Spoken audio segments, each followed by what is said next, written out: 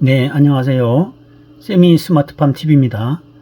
오늘은 블루베리 전용 비료 심층 분석 세 번째 시간으로 여러분들하고 이렇게 만나게 됐습니다. 오늘은 제가 카메라를 조금 이렇게 이동해서 보다 자세하게 내용을 보실 수 있도록 해드리도록 하겠습니다. 조금 화면이 흔들리더라도 이해해 주시기 바랍니다. 어느 분께서 제가 리뷰하는데 이제 댓글을 주셨는데 너무 고맙습니다. 뭐냐면 금액을 그 농가에서 좀 확인하기 어려우니까 킬로그램 단위별로 뭐 10kg면 10kg 이렇게 해서 좀 해줬으면 좋겠다 해서 제가 오늘 그거를 조금 보완을 해서 여러분들에게 소개시켜 드리도록 하겠습니다.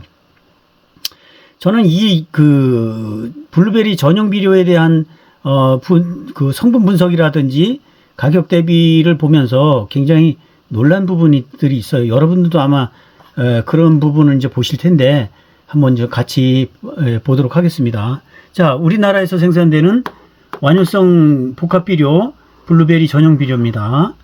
보니까 이제 이제 소포장으로 제가 구매를 했는데 2kg 한 포에 12,000원이에요. 그러면 100g당 600원이라는 뜻입니다. 자, 지수 성분을 보게 되면 18%, 그 다음에 7%, 8%, 질소 인산 가리, 그 다음 고토가 4%, 그 다음 붕소가 0.2%, 그 다음 여기는 원래 비료법에서는 유해화학 성분을 표기하게 돼 있는 걸로 알고 있는데 제가 잘못 알고 있는 건지 몰라도 여기는 표기를 안 했습니다. 보니까 화학비료는 무조건 유해 성분이 있거든요. 무조건 유해 성분이 있어요. 자, 그 다음에 이제 그 비료를 이제 분석을 해 보겠습니다. 요 녹색 부분은 원예용 복합 비료예요. 여러분들 그걸 아시고 이렇게 보시면 됩니다. 원예용 복합 비료예요.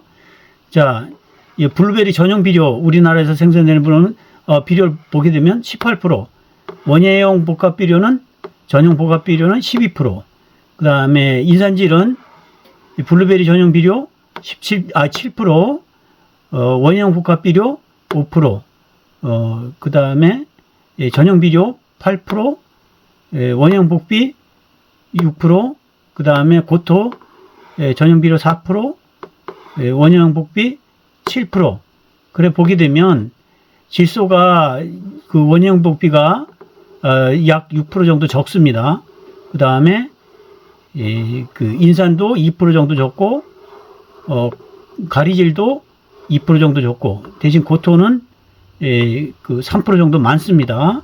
그 다음에 붕소도 0.5% 정도 이래 많아요. 그 12 기준을 보게 되면 3개월에 한 번씩 10일 해라 이렇게 돼 있고요. 그렇습니다. 그러면 이제 일단 기본적으로 100g을 기준으로 해서 원형 복비하고 차이가 얼마나 나냐 하면은 437.6전 이렇게 됩니다. 438원, 474원 정도 된다고 보시면 되겠죠. 그리고 이제 12 기준을 보게 되면 2년생은 미만은 20g을 주라 그러고요. 4년생이면 30에서 40, 5년생에서 6년생은 5에서 60g을 주라고 이렇게 되어 있습니다. 그 다음에 수간폭 안쪽으로는 주지 말고 수간줄기 바깥쪽으로 해서 20cm 반경으로 해서 사용해라 이렇게 얘기하고 있습니다. 20cm 이내에는 주면은 제가 말씀을 드렸어요. 그런 부분에 좀 해를 입을 수가 있으니까 항상 조심하셔야 됩니다. 자, 그 다음에 외국계 기업의 거를 제가 분석을 해 보겠습니다. 외국계 기업 걸 분석을 해 보게 되면 완효성 복합 비료 외국계 회사예요. 시중 판매 가격 5kg 단위로 제가 구매를 했었고 19,500원입니다. 100g 단위로 보니까 390원 이 정도 되는 것 같아요. 자, 그러면 질소, 인산, 가리, 고토, 붕소 이렇게 해서 유해 성분까지 유해 성분도 여기는 표기했습니다. 플러스라는 것은 얼마인지 표기는 못하겠지만 일정 부분 있다라는 것을 이렇게 알려주는 거예요. 자, 그러면 지수 성분부터 볼까요? 16%, 8%, 12%, 2% 이렇습니다. 질소, 인산, 가리, 고토까지가 함유되어 있고요. 자, 원예용 복합비를 보면 12%니까 약 4% 정도 적습니다. 그 다음에 그 인산은 5%니까 3% 정도 적어요. 그 다음에 가리는 6%니까 한 6% 정도 적습니다. 그 다음에 고토는 7%니까 5% 정도 많아요. 원예용 복비가. 그 다음에 붕소는 없어요. 없는데 우리 그 전용 비료는 원예용 복합 비료는 0.7% 있으니까 그대로 많습니다. 가격 대비 원예용 복합 비료하고 가격 대비를 해보니까 100g당 기준으로 122.6원이 더 비싸요. 이게 비쌉니다. 자, 그 다음에 원예용 복합 비료를 여러분들에게 말씀드리도록 하겠습니다. 자, 원예용 복합 비료는 국내 그 비료 전문 회사에서 생산되는 비료입니다. 그 20kg 한 포, 우리 농가에서 주로 쓰는 비료예요. 뭐 다르게 볼 필요 없고 20kg 정도 한 포입니다. 여기에 100g당 보니까 126.4원이에요. 그렇게 돼 있고, 이 원예용 복합 비료는요, 여러분들 그 주변에 보면은 농협 같은 데 많이 있죠. 거기에 가시게 되면 이 부분을 그 원예용 복합 비료 큰 틀로 이제 원예용 복합 비료로 이렇게 구분하지만 여기에 이제 세세하게 원예용 복합 비료도 종류가 굉장히 여러 가지입니다. 그래서 진소, 인산, 가리가 다 틀려요. 그러니까 여러분들이 가셔서 구매를 하실 때는 항상 지수 성분은 좀 적은 편에서 구매를 하시고 인산, 가리 쪽을 조금 많은 쪽으로 이렇게 해서 확인해서 그 성분을 분석을 해서 여러분들 구매를 하시면 됩니다. 선택 부분이 많다라는 의미예요. 자, 그 다음에 이제 볼까요? 원예용 복합 비료, 그 질소 성분이 12%, 그 다음에 인산 성분 5%, 그 다음에 가리 성분 6%, 그래서 고토가 7%, 그 다음에 붕소가 0.7% 이렇게 되어 있습니다. 여기는 플러스 가스라고 되어 있죠. 유해성 화학 물질이 가스가 발생할 수 있다 이런 얘기고요. 제가 말씀드리는 그 기준은 우리가 그 블루베리 전용 비료를 사용할 때 모든 걸 반으로 하라 그랬어요. 기간도 반, 그 시비하는 양도 반. 근데 저는 그 기간을 반으로 하는 것보다는 예를 들어서 뭐 3개월이면 1.5개월이 되잖아요. 그러지 말고 2개월에 한 번씩 이렇게 시비를 하세요. 하시다가 그 특별하게 뭐 이렇게 잘하면 문제가 없다 그러면 좀 줄여서 하세요. 왜 그러냐면 비료를 많이 하거나 그 딱 정해져 있는 대로 계속 주는 게 중요하지 않습니다. 비료는 가능한 한 적게 주는 게 맞아요. 왜 그러냐면 염류가 축적이 되기 때문에 그래요. 제가 염류 얘기를 계속 하는데 염류가 축적이 되게 되면 나중에 토양에 문제가 생기고 식물 자체도 자라지를 못합니다. 그렇기 때문에 비료를 계속 주게 되면 일정 부분 용탈이 돼서 내려가서 이제 소멸이 되거나 공중 분해가 되거나 이렇게 내야 되는데, 공기 중 분해가 되거나 해야 되는데 그렇지 못하다 그러면 계속 축적이 되는 거죠. 특히나 시설 내에 있다 그러면 더 큰 문제가 발생합니다. 그렇기 때문에 여러분들 그 화학 비료 같은 경우에는 가급적이면 적게 주는 게 좋아요. 그렇기 때문에 너무 꼭 시간을 정해 놓는다 그래서 꼭 거기에 맞춰서 줘야 된다 이렇게 생각하지 마시고 식물체가 성장하는 그 상황을 봐가면서 이렇게 주시면 돼요. 근데 이제 그 전용 비료 같은 경우는 그게 어렵죠. 왜냐면 한 번 주면 몇 개월씩 계속 지속이 되거나 유지가 돼야 되는 부분이기 때문에 인위적으로 조정하기는 좀 쉽지 않습니다. 그런 면에서 속효성 비료인 원예용 복합 비료는 좀 유리한 부분이 있다라고 보시면 돼요. 또 나무마다 조금 성장의 차이가 있다 그러면 골라서 이렇게 시비할 수도 있고 이러기 때문에 그런 부분은 상당히 유리하다고 보시면 됩니다. 자, 그러면 우리가 그 외국계 회사에서도 이제 그 12 기준을 보게 되면 2년생 미만은 1에서 2g을 주라 그러고요. 그다음 4년생 정도는 2에서 10g을 주라 그러고, 그다음에 5에서 6년생은 20g을 주라 그러고, 이것도 역시 줄기 20cm 반경 내엔 주지 말아라 이렇게 돼 있죠. 그다음에 우리가 그 원예용 복합 비료는 이제 제가 이제 설정한 내용인데 2년 미만은 10g, 그다음에 4년은 15에서 20g, 그다음에 5에서 6년은 25에서 30g을 주라고 이렇게 제가 설정을 했습니다. 제가 시험한 결과예요, 이거는. 자, 이렇게 됩니다.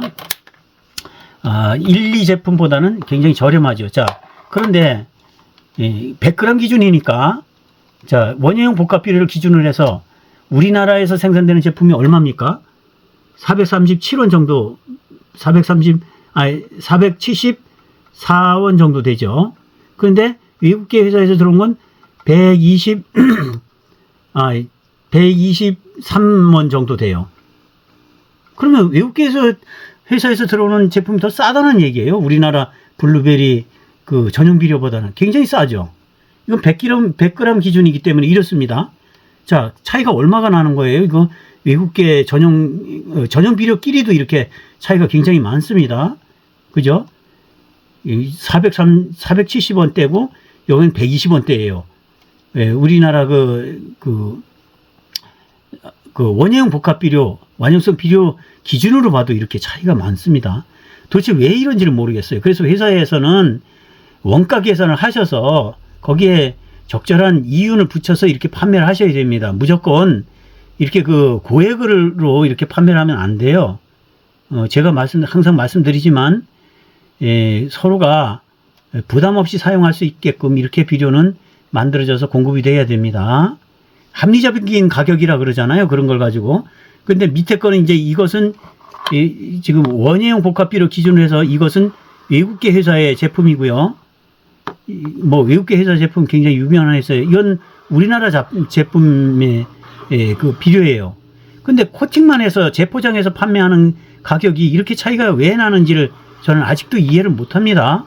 분명히 이해를 못해요. 그래서 그 비료를 제조하는 재포장해서 뭐 재가공해서 판매하는 회사에서는 이것을 원가 계산을 해서 합리적인 가격을 좀 제시를 해야 됩니다. 터무니없이 이렇게 비싼 가격으로 하면은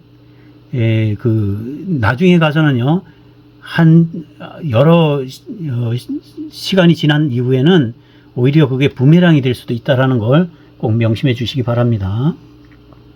그래서 이제 결론적으로 본다 그러면 필요 성분의 차이는 조금씩 있으나 이는 완효성 비료와 속효성 비료의 차이점을 감안한다면 특별한 차이는 없고 오히려 식물 내병성, 내한성 향상시키는 이런 붕소, 고토 등 오히려 원예용 복합 비료가 많이 함유하고 있어서 시비 시기 및 횟수를 적정하게 조정해 준다 그러면 식물 성장과 과시 성장에 오는 과시 성장에 대해서는 오히려 원예용 복합 비료가 좋다라고 이렇게 판명이 됩니다. 가격도 그렇고요. 월등한 차이가 있는 걸로 이렇게 확인이 돼요. 자, 어떻게 생각하십니까? 여러분들은 어떻게 생각하세요? 제가 이제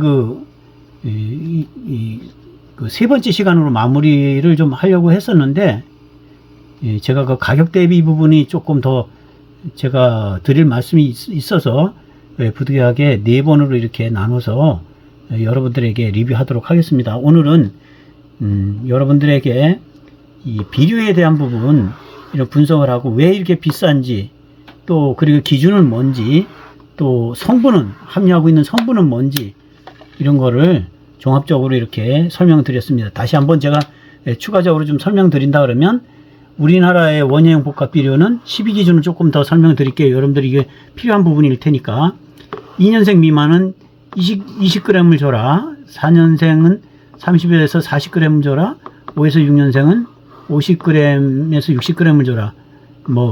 그 다음에 수관폭 안쪽에서 줄기 반경 20cm 이내에는 사용하지 말아라. 이거는 이제 똑같은 내용이고요.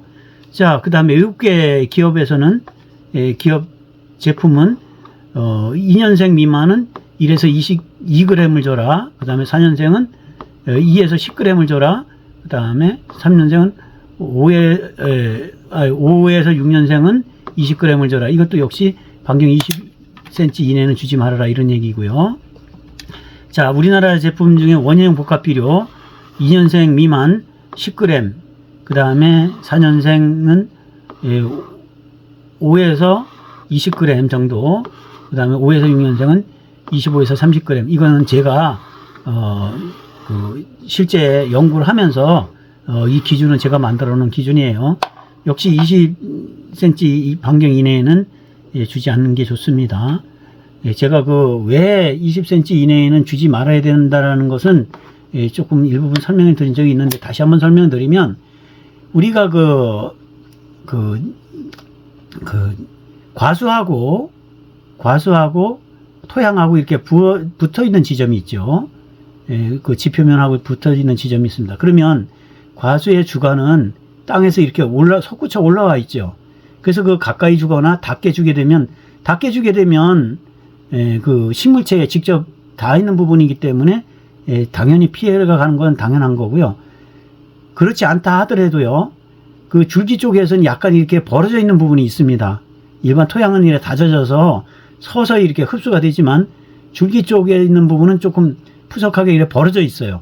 그 부분으로 이렇게 가까이 있다 그러면 흙도 약간 좀 부슬부슬하게 이렇게 돼 있고요. 단단하게 다져지지 않고 그래 돼 있는 상태는 그 부분에 비료를 놓게 되면 비가 오거나 이러게 되면 곧바로 줄기가 도랑 역할을 해서 타고서 그 뿌리로 직접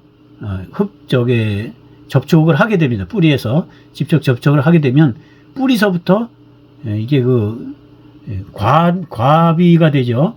과다하게 비료를 시비한 효과가 막바로 나타나기 때문에 시들어서 고살하는 현상이 생길 수 있고, 또 나무가 굉장히 문제가 생길 수도 있어요. 성장에 문제가 생길 수도 있기 때문에 이런 부분들 때문에 수관에서 약 20cm 떨어져서 골고루 분포해서 뿌려줘라 이런 얘기입니다.